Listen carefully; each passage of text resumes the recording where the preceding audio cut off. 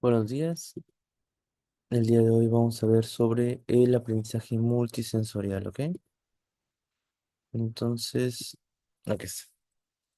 Mi nombre es Leonardo Jared Martínez González y vamos a hablar sobre Create Multisensory Learning Environments using a Multisensory Approach, ¿ok?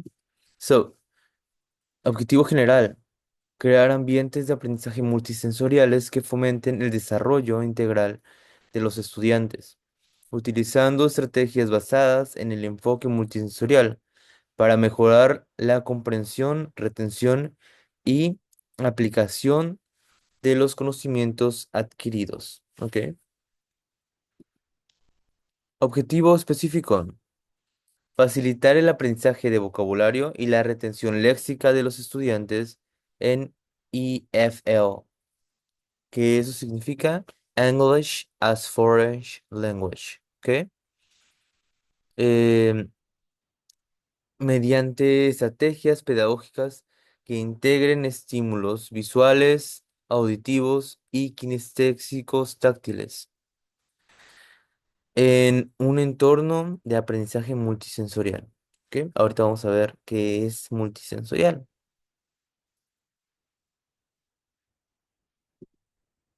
Ahora, primero, aquí ya tenemos nuestro tema, ¿no? Pero ahora, first of all, we're going to talk about what is multisensory approach. So, ahora vamos a empezar a hablar un poco en inglés. Creo que es un poco más sencillo el explicarlo de esta manera. Because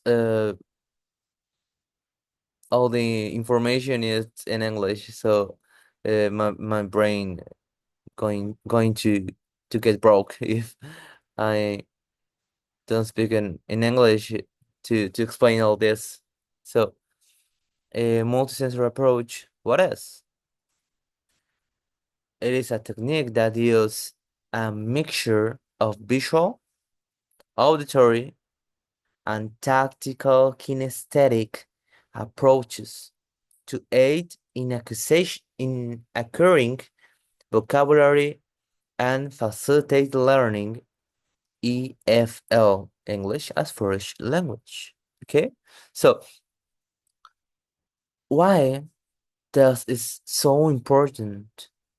Because uh, most of the time in traditional school, when a traditional teacher, uh, teach you or is showing, it's sharing a topic. Um, Most of the time they just use visual aids and an audio or something, no? But it's important to uh, get a better learning, use all those three. Now we're going to check why. So, important of each sense in multisensory learning. Visual. Visual learners. Visual learners rely on their abilities to see and process information, incorporating visual such as flashcards, videos, writing words, or images, enhance understanding, the memory retention. It minimizes confusing and anxiety, providing a clear context for language learning. So, for example, if you have a kid or you have a guy that is uh, um th- that is in kindergarten or something, you say, "Hey, monkey, this is a monkey," but he or she never saw or never seen a monkey. So why is the better way to show what is a monkey? You can do this, but if he never saw a monkey, it doesn't have sense. So the better way is show a video or show an image or something. Okay? So here in visual we have write. Okay? They can write something because it's visual. Okay? So now auditory. Auditory learners benefit from hearing explanation, examples, and repetition. Most of the time when you are learning a language, it's teacher says repeat and repeat and repeat and repeat. But it's yeah, it's a good idea, but it's not all the things that you need to do. So it's just one step. So by using auditory inputs like songs, storytelling, and verbal instructions, their language comprehension improve significantly. Listening helps their grab, pronunciation, and rhythm in a foreign language. Okay, so um, I don't know you, but I'm an auditory person. Um, I prefer hear something, hear instruction, hear songs, um, everything. But um, I need to hear the things to understand better. I'm not a person that can read and read and read and read and understand at at first, okay? So mm, tactical kinesthetic. Tactical and kinesthetic learners, um, they can in tactical physical with their learning materials. Combining these styles involves hands on activities such as manipulating objects, role playing, or using physical gestures like happy, sad. Okay? You get it? So, this approach reinforces learning by engaging muscles memory and providing a concrete experience of abstracts of concepts. So, um, for example, a way you can, um, oh yeah, I get it. When you explain about castles, or when you teaching about castle or something, you can play with Legos. Okay, you have Legos and say this. You show them what is a castle. Then they going to build a castle, and that's going to concrete more the information. So now visual aids. So sorry. Um, now we're going to back to multisensory approach. It's going to be in three. Okay, so this an image than explain. Okay, so visual aids, image, films. Just two examples.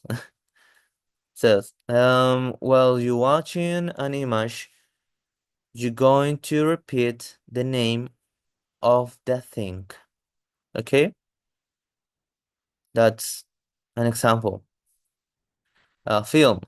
Using films or videos is a great idea to capture a student's attention because it involves more than one sense. Because you're watching and you're hearing. With this type of activity, you can engage both sight and hearing simultaneously.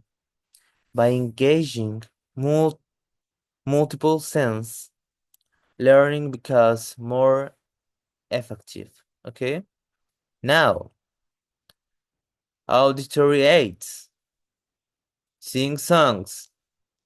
Yes, like the old times. So, if a person make any sound, either consciously or unconsciously, they are using the muscles of the vocal apparatus. What's the vocal apparatus? All this. Mouth, here, and here. All this. Okay? So, vocal apparatus such as the lips, as I said, vocal cords, and tongue.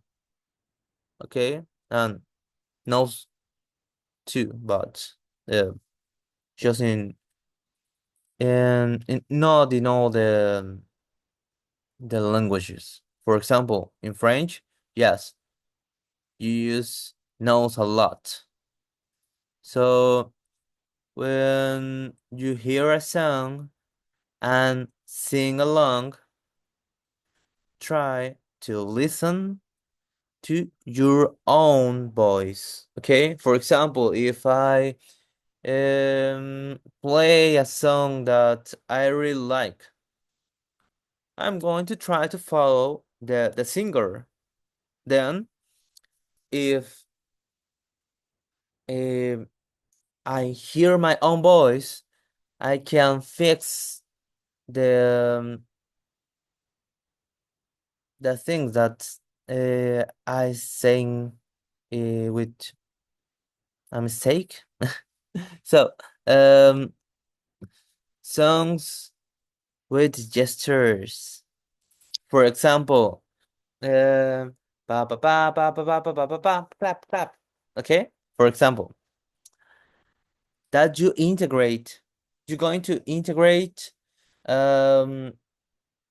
kinesthetic because you say clap clap clap clap, and auditory because they're going to associate clap with this.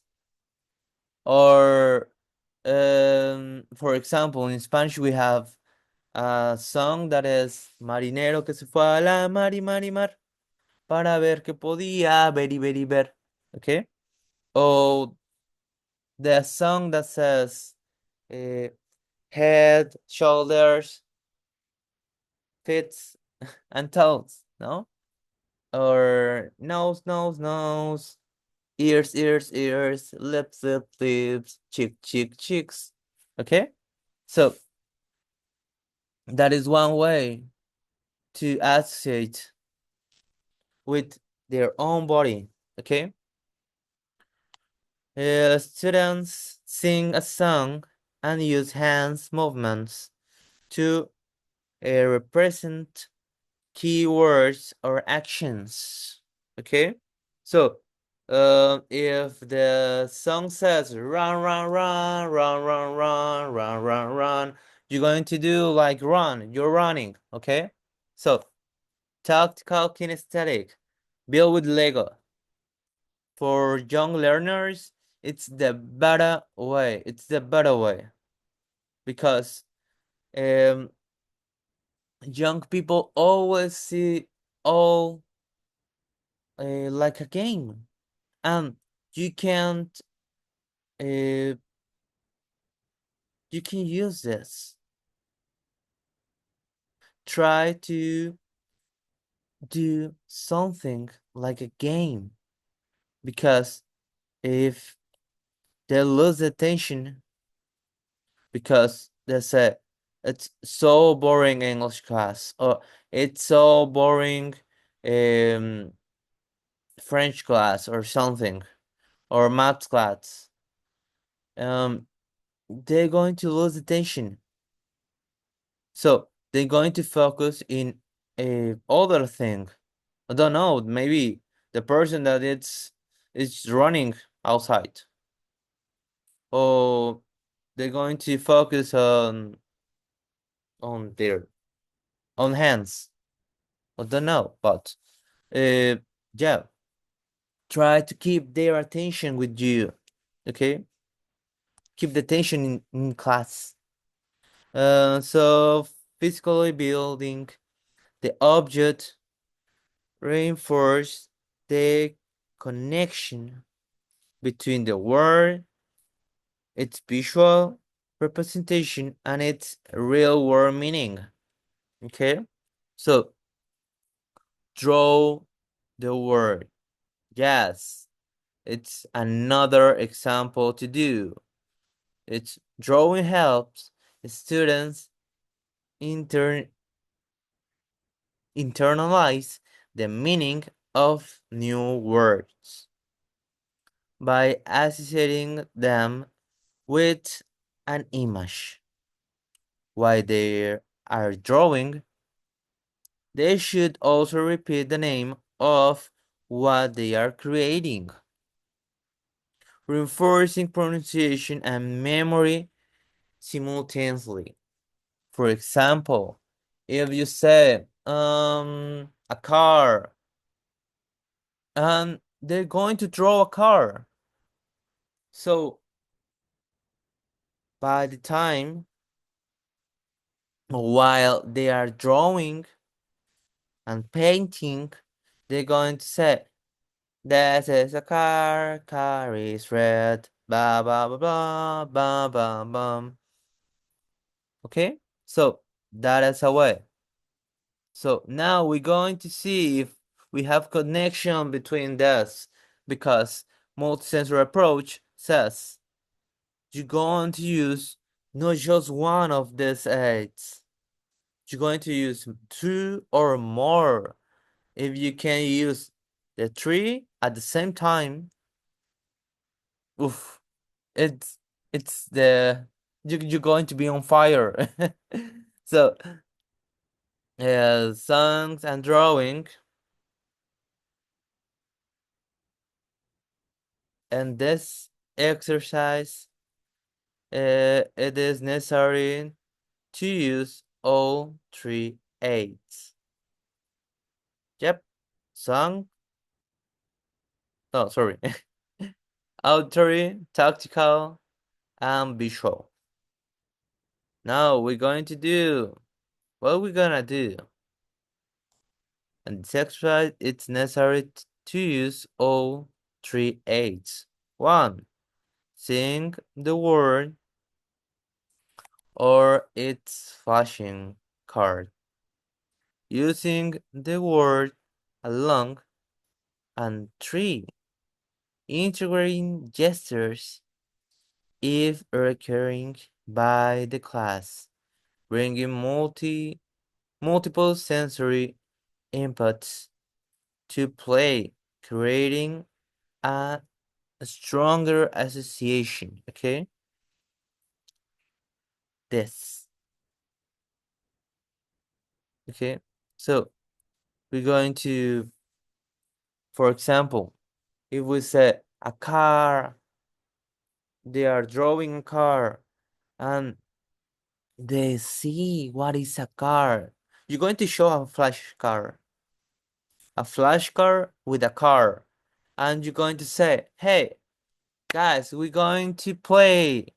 Um, I'm going to show something, and you're going to draw it. There's a car. You can paint the color that you are drawing with any color you want. So be creative, guys. Okay? So now there's a way to use visual, auditory, because you're going to tell them the instructions and they listen. They're going to listen your instructions. Um, you talking to them. So visual, auditory, and they are using their hands to draw. Or you can use paint with they can paint with their fingers. Okay, it's not necessary to use colors. They can paint with their fingers, and it's better. It's so better this way. Okay, then combining visual uh, recognition and hand-on activities ensure deep learning and retention, especially for students who benefits from movement and touch. Okay, so that is films and kinesthetic and images. What we can do, for example, we can see a video and they're going to representate what they saw. That is a way.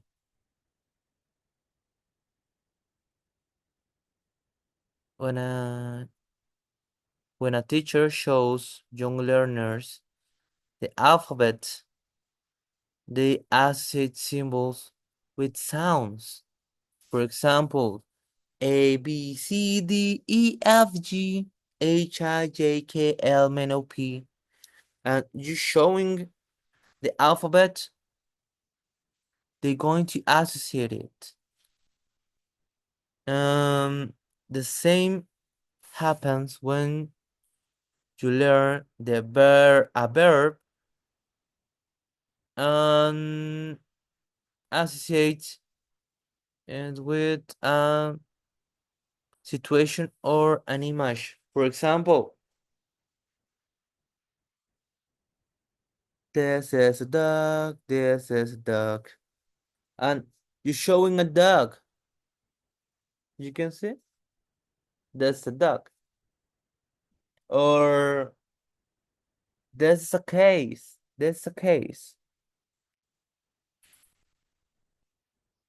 So now we're going to pass with learning environments. Okay? What is a learning environment? A learning environment is a place to improve the no, pardon, sorry. A learning environment is a place to improve or learn a skill. For example, a language. Okay? So multisensory learning environment. It's so different just a learning environment and a multisensory learning environment. Yes, it's similar, but it's not the same. Okay, so uh, the difference between traditional and multisensory learning environment.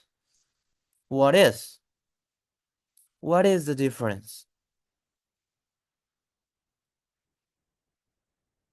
The main difference between a multisensory learning environment and a traditional environment is the teaching method.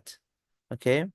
So, in a multisensory environment, lessons are designed are designed to be more interactive. Students are not just passive listeners. Instead, they are active parti- they are active participants. So that is what I said. They're going to move around the class. Oh, they're going to play with something. They're going to build. They're going. Okay? So they create. They're going to be a part of the class. They are not, as I said, passive listeners. This method, this method makes uh, it easier for young learners to use their sense, creating a more creating a more engaging and effective learning experience. Okay, so now you have four. So the three key points are visual aids, auditory aids, and tactical kinesthetic. Okay, so integration. Design activities that combine multiple stimuli, such as viewing images, visual, listening to song, auditory, and performing movements or gestures, tactical kinesthetic, simultaneously. Okay, so um, learning. Okay, learning station. Create classroom space where students rotate taught activities that include each of these approaches. Okay, so you're going to use the classroom or the place that you're going to give them the class to try to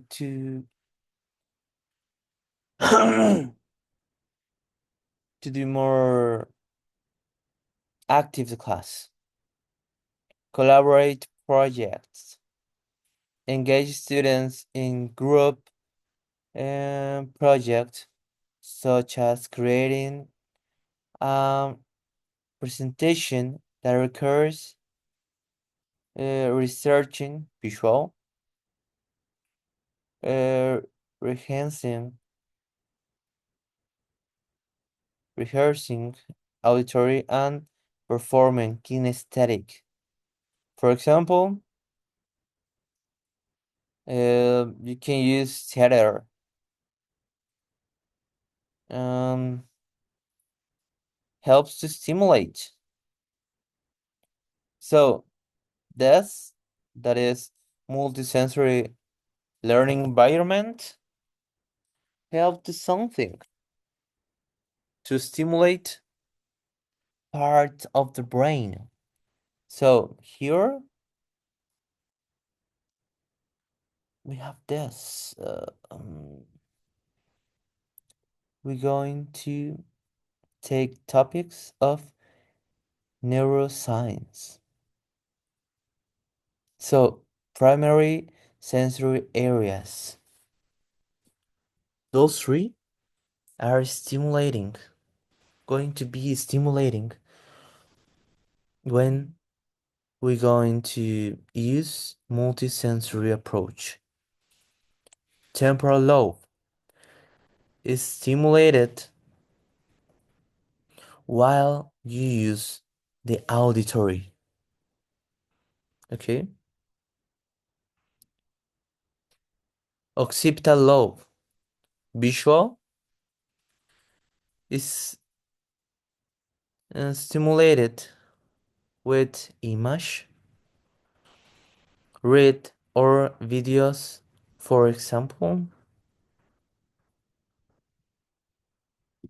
Sorry, I forgot to. Um, Parental love. Process information related to touch and body movement. Okay, so if we integrate the multisensory approach, we're going to stimulate all those three. And yes, they have connection with this. So temporal lobe going to be with what? With auditory. And here now occipital lobe. Occipital is with visual, and parental lobe. It's connected with tactical. So now all this is the connection we have. So that is the importance of multisensory approach, because if we try to take the class not just not just like a class, if we take as a game, for the guys going to be funnier, I'm going to be easier to them to learn. Okay, try to think like a little guy. Try to see the world as a game. I know that when we grow, the life is difficult, but try to do the easier as you can to the kids. They can think, they can learn. So try to do the things to make a better guy or a better person if you have the opportunity. And yes, try to make easier the class. And all this, trust me, it's so sometimes it's difficult to integrate to the class because some classes um, are short. So to integrate all this in in just 40 minutes, it's difficult. It's so difficult, and I did it many times. But I know that it's difficult, but it's not impossible. Try to be creative, and that's it. So that is my term, and it's all. So if you have a question or something, just leave it at the comments. Bye.